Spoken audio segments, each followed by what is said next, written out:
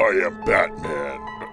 Average Sniper. What's up, guys? Average Sniper here, and welcome to another PlayerUnknown's Battlegrounds Xbox One video. In this video, I'm going to be giving you my thoughts and how I play the game when I'm playing a solo match. This isn't a 1, 2, 3 step, do this, do that, do this. These are the thoughts that go through my head as I actually play the game. A lot of people have been asking me for another solo walkthrough because it's been a while since I made one. So I had a good solo gameplay the other day and figured I'd use this to show you guys exactly what I'm thinking while I'm playing solos. So at this point, I had landed and I started looting, and I heard noise in the building next to me. All I found was a pistol, a helmet, a backpack, and no vest. I didn't really want to get into an engagement because if the other guy found a vest and a good gun, he would most likely win. So I decided to head across the street, get some loot, and then come back. I wasn't sure where he was going to be, but I figured he would probably work his way towards the safe zone here. Not the safe zone, towards the edge here. And of course, right when I get here, I hear movement in this yellow house. I'm always listening for movement. It will always give away where the enemy is. I saw him downstairs, tossed a grenade in. It didn't kill him, he got away, and I keep listening for movement, and I start to hear him again, but this time he's upstairs. Once you've played the game enough, you can tell the difference between footsteps that are above you and footsteps that are below you. So I always cook my grenades unless they're really far away. So basically I'm just assaulting this guy. I can tell he doesn't want to fight me head on. He keeps running around in top of the building and still throwing grenades at this guy. I do not want him to be alive. I figure he must be wounded. So I come up the stairs and I just finish him off. When on Xbox, when enemies are that close to me, I usually don't waste my time going into first-person aim because I feel that it hinders you more than it helps you. So I will go for the third-person spray. I've found a lot of success with the hip fire. Not even third-person aim, just hip fire. When they're that close to you and you're coming upstairs or you're walking around a corner and they're right there, I don't stop my character and aim down sights. I don't stop my character and do the third person aim. I usually just do the hip fire. What I'm doing right here is I'm adjusting the brightness on my reticles because I think the red dot and holographic are just too bright by default. So I've got this guy looted. I've got the guns that I want. Now I need more ammo and more supplies. So I head across the street to this garage building.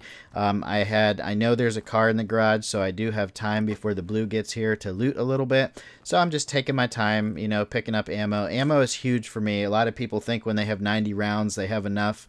That's not true. I don't feel like I have enough ammo until I'm around the 200 or 300 range. I always like to keep a lot of grenades, and obviously I like to keep good gear as best that I can find. I hear this Jeep pulling up, and I decide to go out. He obviously stopped, so I go out on the balcony, and I can see him right there. He flipped his Jeep sideways, so I take some shots at him. Right at this point, I hear a guy to my left take a shot at him, and I can see him on the balcony. And I can see that not on the balcony, on the stairs over there by the sniper tower, and I can see that he's interested in me. So I put my focus on him. He does take a shot at me, but he ends up getting killed. Now this guy, I thought he had found a different car because I hear an engine like a car's driving off, but he's actually in the overturned Jeep. I'm like, what is this dude doing? So he jumps out. I tag him a couple times. He takes cover behind the Jeep. And now my goal is to blow the Jeep up because he's using that Jeep for cover. And see, there he pops out again. I hit him as soon as he pops out, so he knows if he pops out, I'm gonna divert my focus to shooting at him. Now that the Jeep is on fire, I want to switch to my AK and just finish it off. Right before it blows up, he gets smart and he moves. He moves. Best move he could have done. Now it's a waiting game. He is behind that railing. I know he is behind that railing, and I look at the blue and see it coming in. So I'm thinking, which one of us is going to cave first? I have a car, so I can afford to be in the blue for a little bit. I have good meds. The blue is not going to bother me, so I'll sit here and wait him out. And it works. I just take my time lining up these shots with the red dot, and it ends up smashing him. I don't even take time to zoom the optic in. I just wanted to get the kill there and be done with it. So now that both those guys are dead, I decided to run over to the garage, grab my yellow Dacia, go loot both of them, take some meds, and drive to the safe zone. I'm really far away from the safe zone, but I feel very confident in the meds that I have and the Dacia that I have. So I'm going to edit out the part where I loot these guys and just skip right to this part right here, where I get right next to the safe zone, but that invisible bump just sends me flipping. It wasn't really invisible, but it didn't look half as bad as it actually was. So that almost ended my little solo adventure right there. Right there. So I'm taking the first aid kit, and then I'm just going to, run to the zone. I end up finding another Dacia right here, but I'm so close to these houses that I decide, you know what, I'm just going to drive up to these houses and loot. Let me find a couple more first aid kits for the ones that I had to use while I was in the blue. At first glance, it looks unlooted, but here's a good example of why you always have to keep your ears open. You can't necessarily check and see every single door, whether it's open or closed when you run up to a complex. In fact, in my opinion, what you want to do is try to get into a building as soon as possible so you have some kind of cover. Now, I'm thinking, this feels unlooted. I just found 60 rounds of 5.56, but then I hear movement. And I hear it right to my 65. And I know there's another guy in this house. And at closer look, I can see both doors are closed. But I know he's in there because I heard the movement. Ignore this grenade throw. That was a pitiful grenade throw. I totally missed the house. And but I'm gonna keep at it. So I'm just waiting, trying to wait this guy out, see what he's gonna do. See, now there's a couple open doors. I'm not sure if that's from my grenade blowing them off or what, but I still know there's a guy in there, and you'll be able to see him in just a second. We're doing this third-person peek so we can see what's inside the doors here.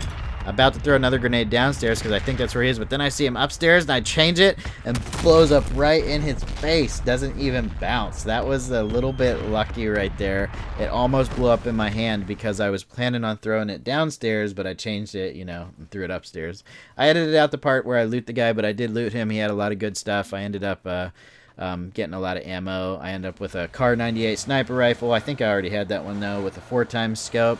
Level 3 vest, level 2 helmet, level 2 backpack. Pretty much all stuff I already had. I just got some meds and ammo off of that guy, and a couple more grenades. I looked at the blue, and after that gunfight, I hadn't been paying much attention to it. But I noticed that, oh my god, I have to drive over the bridge. There's no time to find a boat. I'm just going to have to deal with whoever's bridge blocking. Well, I skid my car out right here by accident, and there just happens to be a guy here.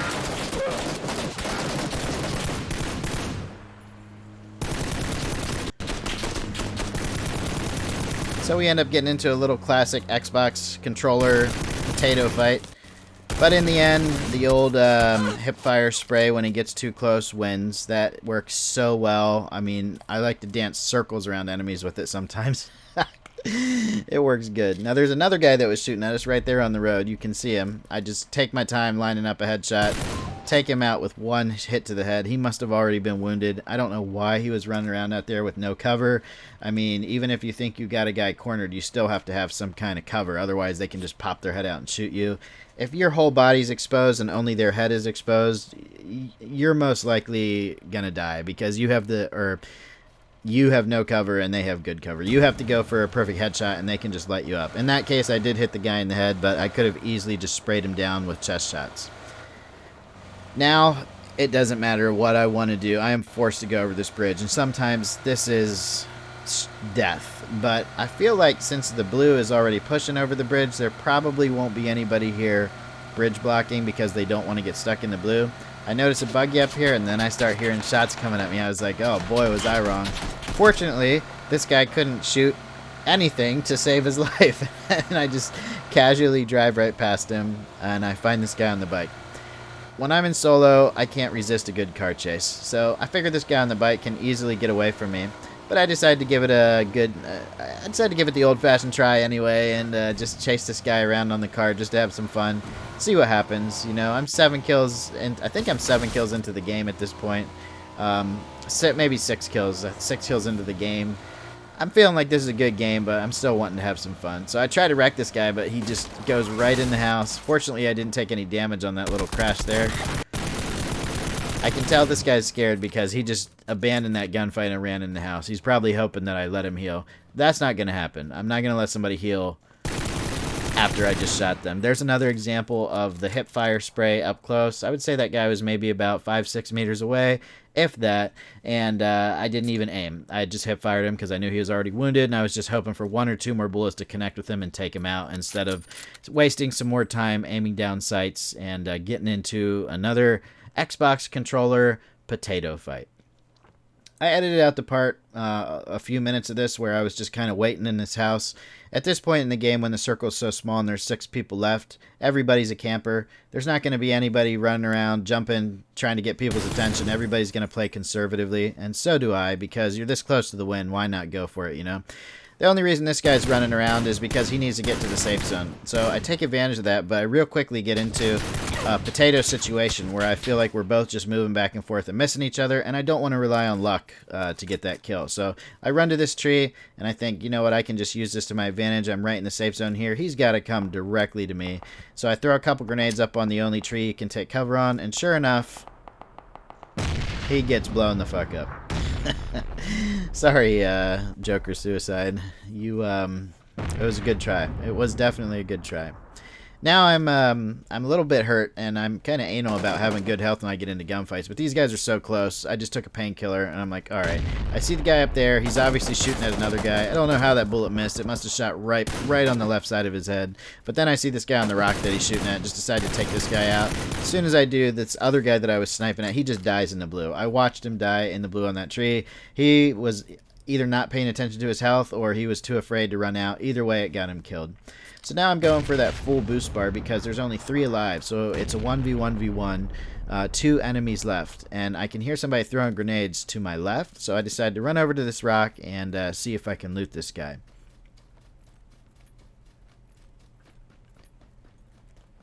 And right when I get here and start looting, the game almost ends. Look at that health. Oh my god. I saw the guy at the last second. He's right in front of me at 160 to the right side of that tree. So I did my first aid kit calmly, and then I just kind of peeked my head out a little bit, shoot him right in the head. He had no idea that I could see him, but he should have assumed I could have. He should have assumed I could see him because we're playing third person, and I took perfect cover from him to where he couldn't shoot me anymore. If somebody did that to me, I would assume that they could see me, and I would try and take better cover than just laying there and leaving my head exposed.